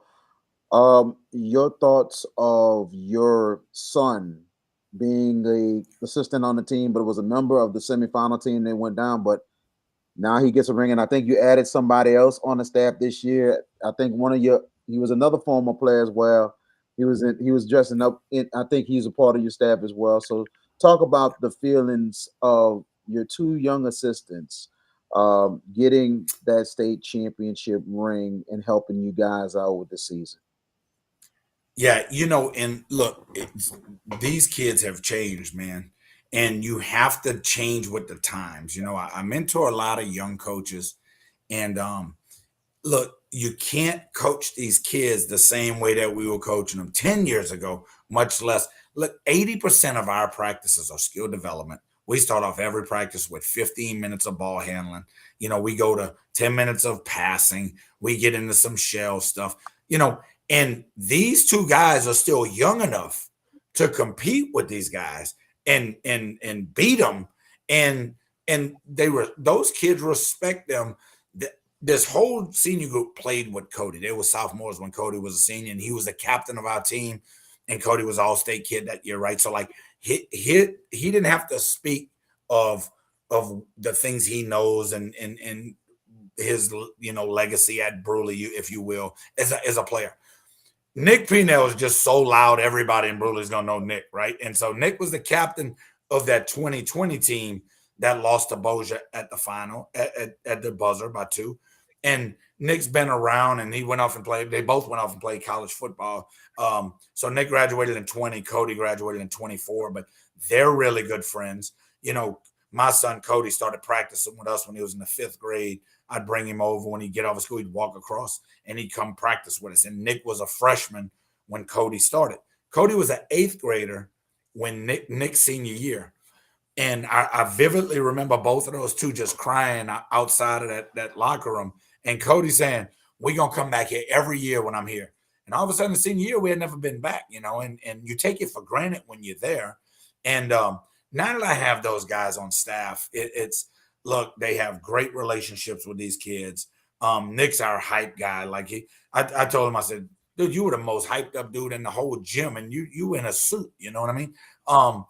Cody is a really good coach. He gets it. The kid's been in the gym his whole life, but he gets the logistical side of it. Like, he does all our washing of clothes. He does all our film breakdown. He puts the film on.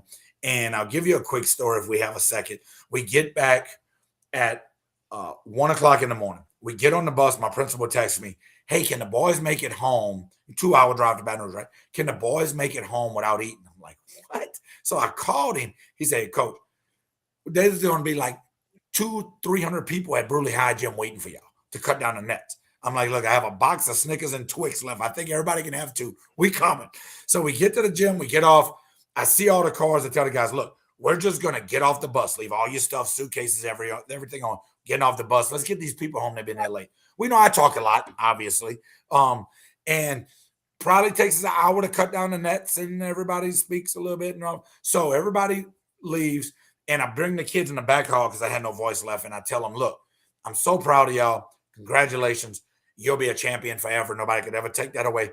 Go home and get y'all some sleep." And one of my freshmen says, "Coach, all our stuff's still on the bus." I'm like, "Oh, my God, I forgot about the bus." So we got to go out to the bus, get all that stuff off. We have cases of Powerade and all this jazz we brought. So freshmen are making trips and trips and trips. So we get the last trip back, and everybody leaves.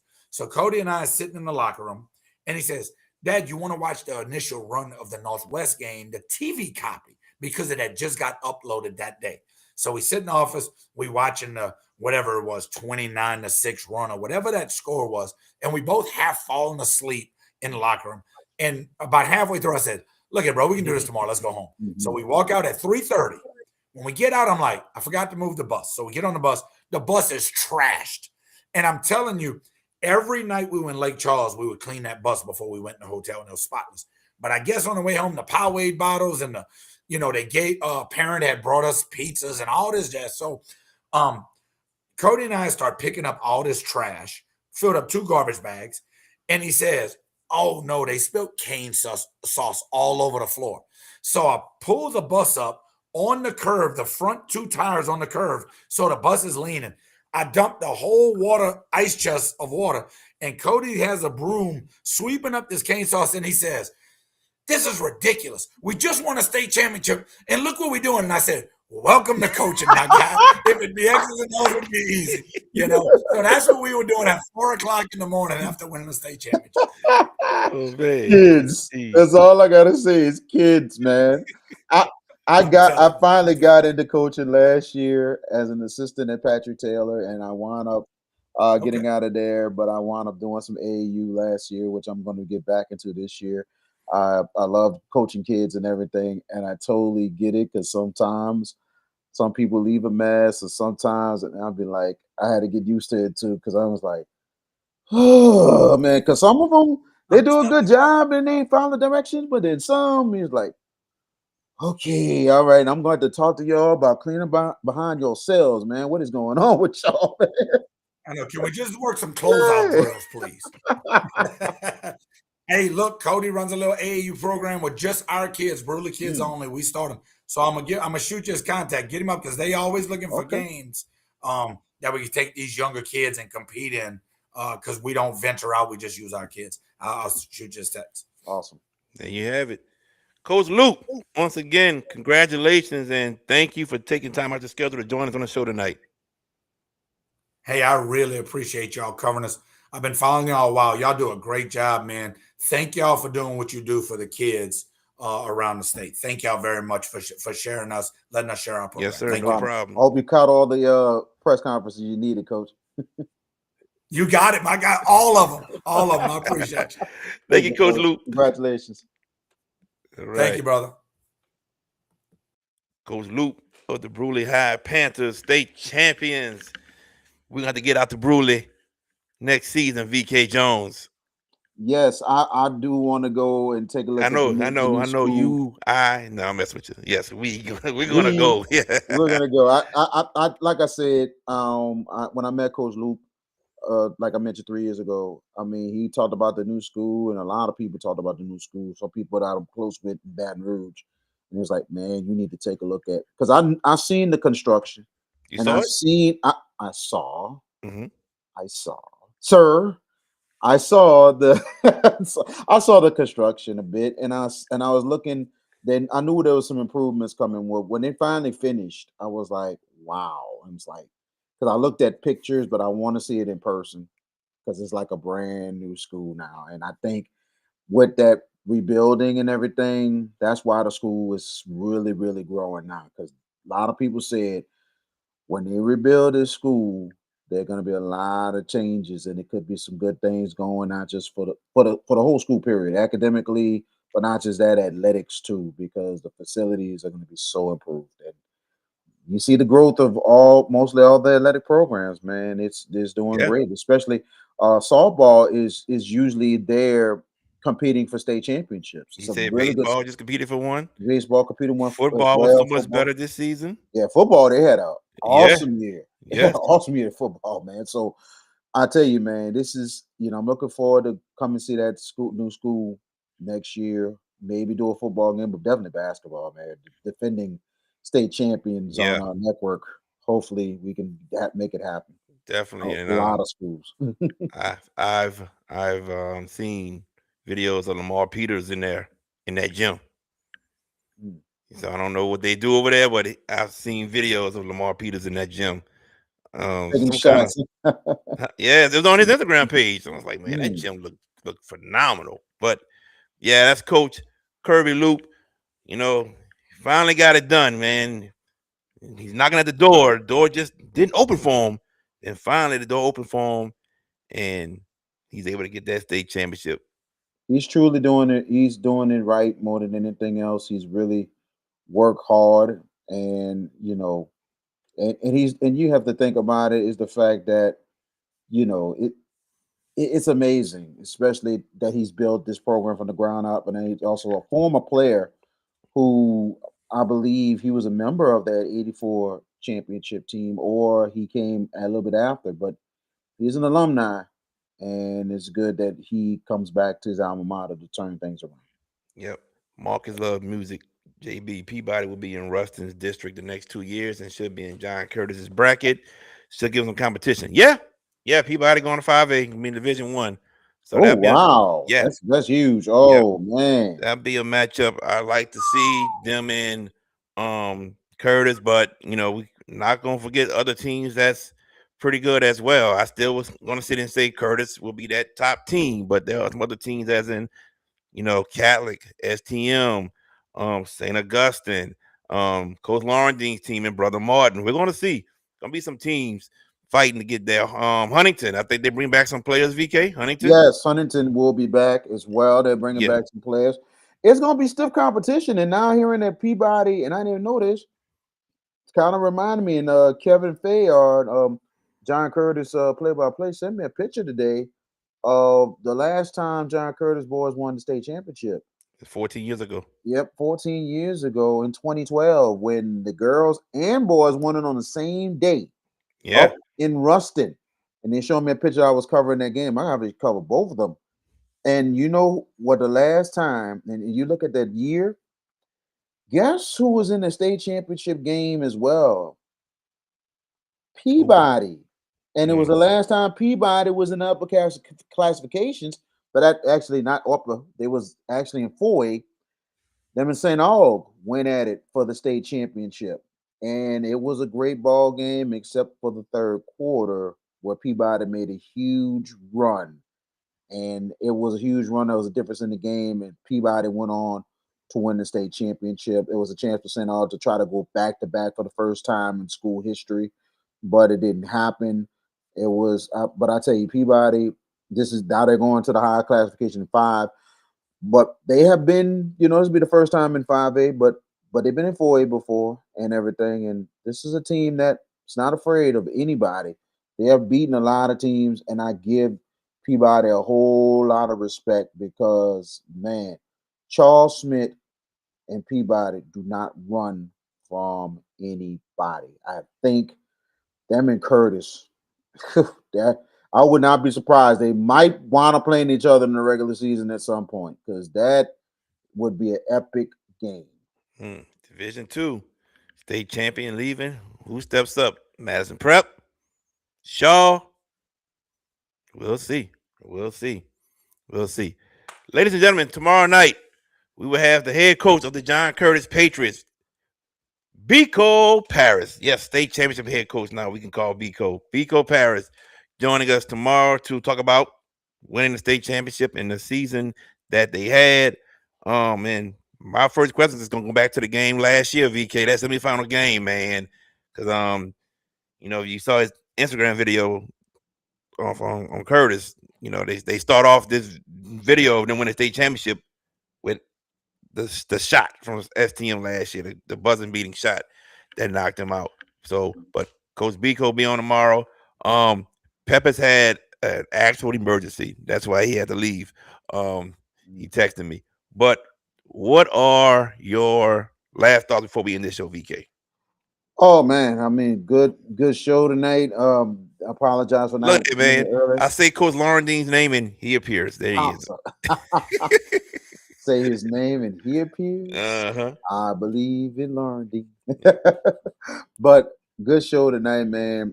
Missed some things earlier, but at the same time, I enjoyed Lake Charles last week. It was amazing stuff, and you know, hopefully everything will be back next year. We'll do March Madness once again, and it's good to have two champions from Southeast Louisiana, and a lot of these other champions that we've seen Two? over the week. Got two? Is it? Just Yeah, Curtis and Country Day? just Curtis Country Day. That's it. Okay. We had three. We had three represented and played, but just two made it out. Wish we would Yeah. have had more, but I think we'll have more in the future because it's going to be interesting. A lot of these local teams are going to be better next year with a lot of players coming back. So a lot of players, a lot of experience. I think it's going to be much better next year all around. Period, because the whole area in the state of Louisiana is going to be popping with basketball next year. So I'll tell you that now. It's going to be fun. But looking forward to tomorrow. Hopefully, we'll talk about the NCAA tournament and everything. You know what I'm saying? To, you know, go forward with things, getting ready. I got the invitation and all that stuff. So hash it out show tournament bracket challenge. If you got your invitation, go ahead and fill it Well, out. it's open. So just go to Open. my Facebook page, and it's there. Jared Sports Guy Boyd is there. It's on the page. It's open to anybody. So go ahead. Come on, everybody. Come on. Let's have fun, man. Come on. It's a You fun see tournament. VK finishing last place again, just like last year. Am I lying? You finished in last place last year. I'm not saying nothing, bro. I'm not saying nothing, bro. All I know, you gonna be like you gonna be looking like that in a couple weeks. So I'm looking like what? you ain't gonna be looking like you're laughing right now. It's gonna be like you're gonna have a sick look on your face. So that's what it's gonna be. Okay, I hear you, bro. That's I all, hear you. I ain't saying nothing, bro. You Last just place last year. VK Jones. what if I'm in first place this year? Then you ain't got nothing to say. You got nothing to say at all. We're gonna see what happens. We'll talk about all the good stuff tomorrow, but it was a good show tonight, man, and all the coverage, man. Got number love. Thank you for supporting the Hash It Out show. We're talking about not just all our usual fans, but the fans all over the state. A lot of people was hitting us up over the week, man. I mean, all the fan bases.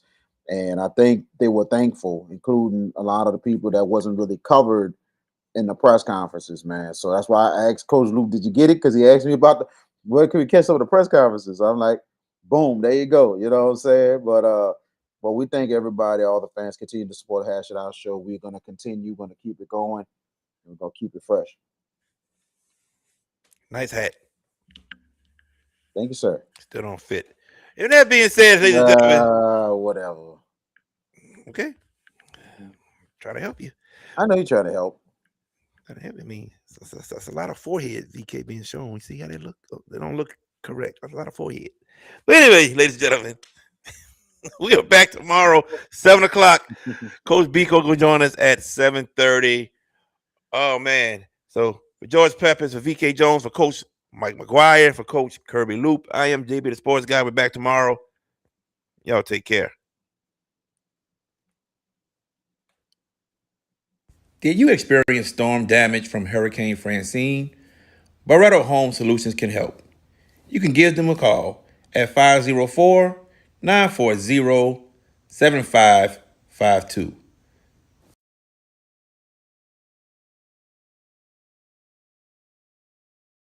At Bayou AV Security, we are your one-stop shop for all your needs, whether it's enhancing your home entertainment system, securing your property, ensuring a seamless internet connection, or illuminating your outdoor spaces. We've got you covered. Bayou AV Security, where technology meets reliability. Call us today to experience the Bayou difference.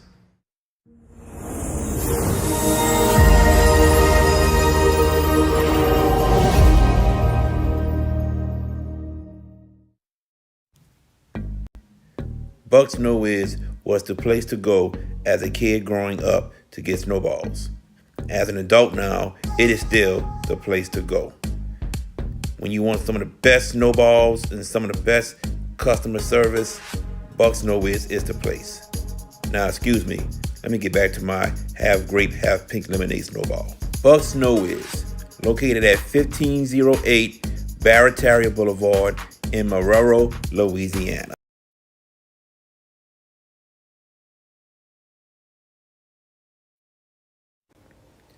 Hey, parents and coaches, want your young athlete to go far on and off the field? Kumon of Gretna is the place for you. Whether it's reading plays or calculating scores, early literacy and math skills teach focus, discipline, and decision making. Give your student athlete the edge. Start early, start smart at Kumon of Gretna.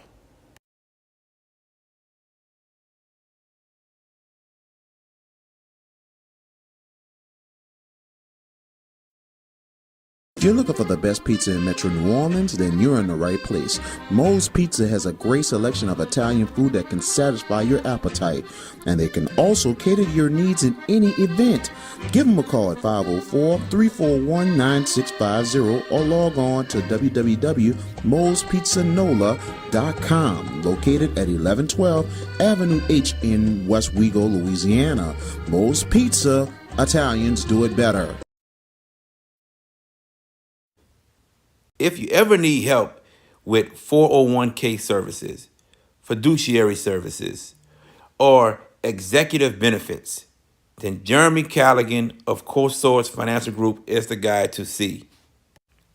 You can reach him at 337-606-9860.